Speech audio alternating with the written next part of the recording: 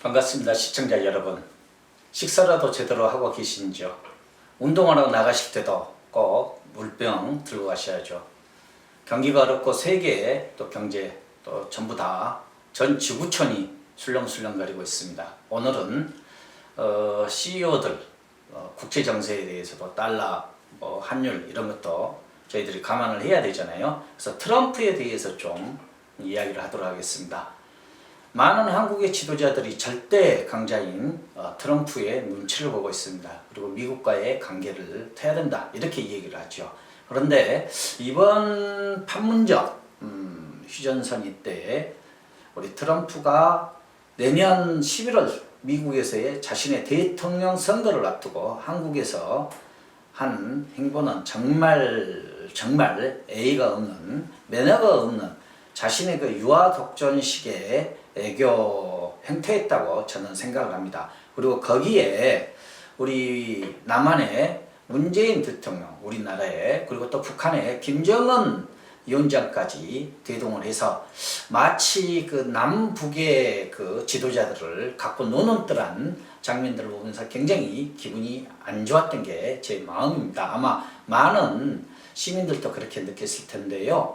DMZ를 보고 트럼프가 뭔 생각을 했을까? 저는 트럼프의 전쟁이라는 본인이 주인공으로 있었던 그 영화 속에 환경론자와 개발론자의 싸움 속에서 개발론자의 철학을 전파시켰던 그런 영화를 해상을 하면서 DMZ도 팔아먹을 인간이 트럼프다 이런 생각을 했습니다. 그 다음에 두 번째, 문재인 대통령이 김정은과 우리 트럼프의 대화에 제대로 합류도 못하고 서로 그 차단된 채 있는 모습을 보면서 저는 대한민국의 국제 무대에서의 대한민국의 그 행세에 대해서 참 서글픔을 느꼈는데요. 왜 우리 대한민국의 정치 지도자들은 지금 미국의 정치가 내년 대통령 선거를 앞두고 민주당 안에서만 무려 한 22명, 20명 가까이 지금 후보자들이 나왔습니다. 그리고 공화당은 트럼프를 비롯해가지고 2명인데 왜 트럼프에만 의존을 하는가? 민주당에 대한 애교 정책, 그리고 민주당의 그 잠룡들에 대한 사전에 그 인맥을 쌓거나 이런 부분들이 부족하지 않냐 이런 생각을 해봅니다. 미국 내에서도 지금 트럼프의 독립기념일 날 바로 7월 초 독립기념일 때 장갑차까지 동원하는 트럼프의 행태를 보면서 쇼다 하면서 상당한 비난이 있는데 한국의 그 정치 지도자들이 자나 우나로 자기들의 정체성도 생각하지 않고 특히 우리 문재인 대통령은 민주당 소속으로서 또 미국의 공화당 출신 대통령과 어떻게든 한 라인을 구성을 하려고 하고 있고 역시 그 한국의 정치인들이 지금 현재 집권을 하고 있는 트럼프에만 의존을 하고 있고 민주당에 좀 의존을 민주당과의 그 관계 개선은 노력을 좀 하지 않고 있는 것에 대해서 좀 개선해야 되지 않겠냐 이런 생각을 해봅니다. 그래서 이 두 가지 문제에 대해서 집중적으로 살펴볼까 합니다. 먼저 그 트럼프의 전쟁, 휴전선에서 판문점에서 트럼프가 보였던 그 행보와 트럼프 자신이 만들었던 영화, 몇 년 전에 그 영화 대통령 되기 전에 그럴 때의 자신의 모습이 어떻게 투영되고 있는가, 우리 한반도에 주는 문제점이 뭔가에 대해서 설명을 하겠습니다. 사람이 어떤 행동을 하는 데는 그 근원적인 뿌리가 있습니다. 자기의 내면의 세계에 어떤 내재된 그 근원적인 행동이 있기 마련이죠. 그게 자기 자신의 과거의 해상이라든가 과거의 투쟁 경험이라든가 삶의 근데 저는 이번에 트럼프가 문재인 대통령과 김정은을 그 세계에서 유일하게 남아있는 우리 한반도의 DMZ 지역에서 만났을 때 도대체 뭔 생각을 했을까? 남북 지도자들을 마치 자기 수종 부르듯이, 그리고 얼마나 무리한 일입니까? 트위터에다가 글 하나 딸랑 올려가지고 나오라는.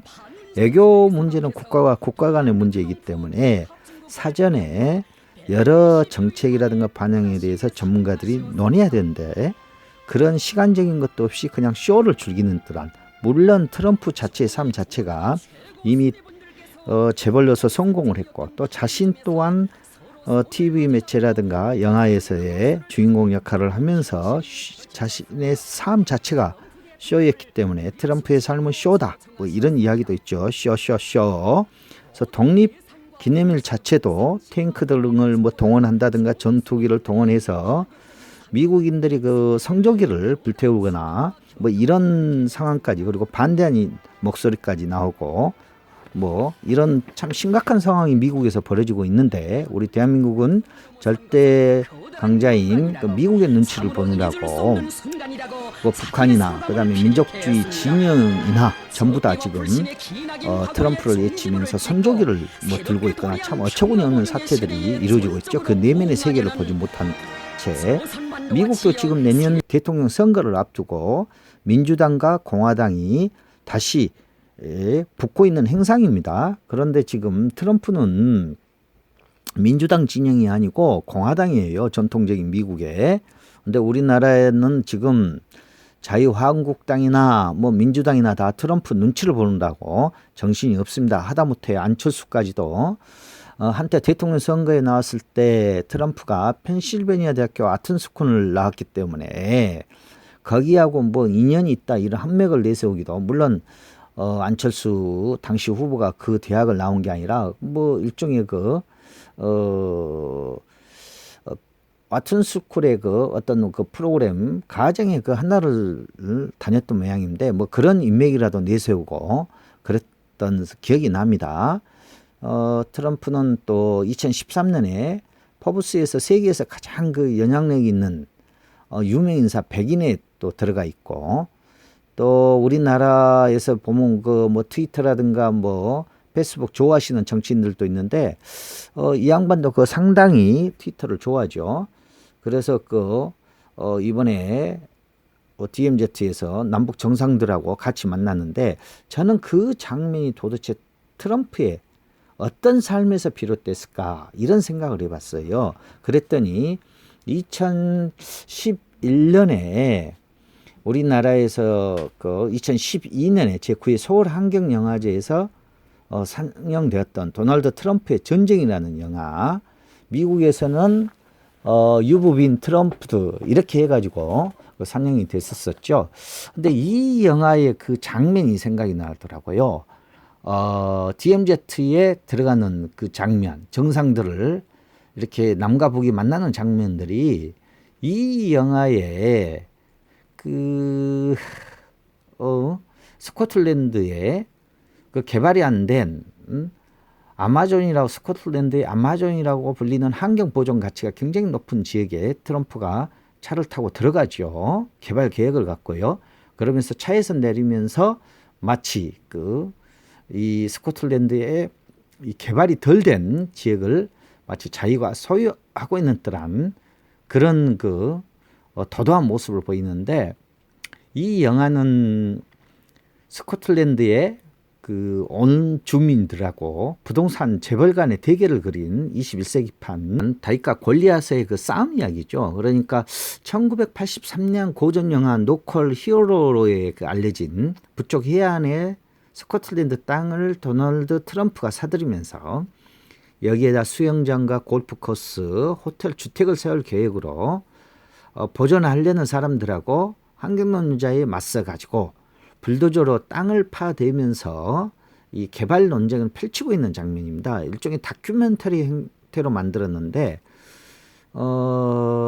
도널드 트럼프는 여기에서 환경론자에게 멀리거나 내쫓아지는 이런 개발론자가 아니라 대중매체를 능수능란하게 운영하는 그 자산가로서의 스코틀랜드 공동체하고의 개발을 갈등을 갖다가 해소해 나가면서 자신의 뜻을 관철하는 모습으로 나오죠. 그래서 앤서니 베서를 주인공, 주민들 항의를 무시하고 체포하게 만드는데 뒤에서 어떤 장면을 만들어내거나 이런 환경과 개발에 대한 어떤 고민하는 우리들의 모습, 그리고 또 이런 개발론자들의 입장에서 본다면 지금 세계 무대가 우리 트럼프가 지금 미국 대통령이 된 이후에 그 개발론자의 입장에서 더 다른 국가들을 좀 보는 그런 느낌들이 많이 들어요. 그래서 그때 당시 지금부터 한 7년 전 2011년 그 9회 서울 환경영화제에서 그 반영되었던 이 영화 속의 장면, 트럼프가 이 스코틀랜드의 아마존이라는 이 지역에 들어가면서 자신이 생각했었던 마치 그때의 장면이 지금 이 판문점에서 남북 정상들이 만났던 그런 여러 장면들하고 겹쳐지게 저는 투영이 된다는 생각을 해봅니다. 물론 이제 트럼프의 그 지금까지 행보를 본다면 뭐 우리가 흔히 얘기하잖아요. 뭐 대동강 물도 팔아먹을 사람이 있다고. 근데 이 사람이 지금 우리 한반도에서 DMZ라도 팔아먹을 사람이지 않았나. DMZ에서 팔아먹고도 남을 사람이 있지 않는가, 그런 생각을 해봅니다. 그래서 그 우리가 단순하게 그 국제 무대에서, 세계 무대에서 힘의 논리를 부르짖는 개발론자하고의 입장하고의 정책적인 어떤 반영을 맞출 것인가, 이런 부분에 대해서도 대단히 고민을 해봐야 됩니다. 그리고 내년 그 미국 대통령 선거를 앞두고 우리 남과 북이 너무 그 저자세로 미국 내의 공화당의 인맥들한테 무릎을 꿇고 충성을 하는 모습을 보이고 있지 않느냐, 이런 지금 걱정이 앞섭니다. 그래서 그 다음 시간에는 지금 미국의 민주당의 그 전통적인 뿌리는 어디에서 나오고, 지금 현재 내년 선거를 앞두고 민주당 내 약 20여 명의 대통령 후보들은 어떤 사람들인가, 그리고 이 사람들이 정권을 잡았을 때 미국의 정책이 어떻게 변할 것인가에 대해서 한번 살펴보도록 하겠습니다.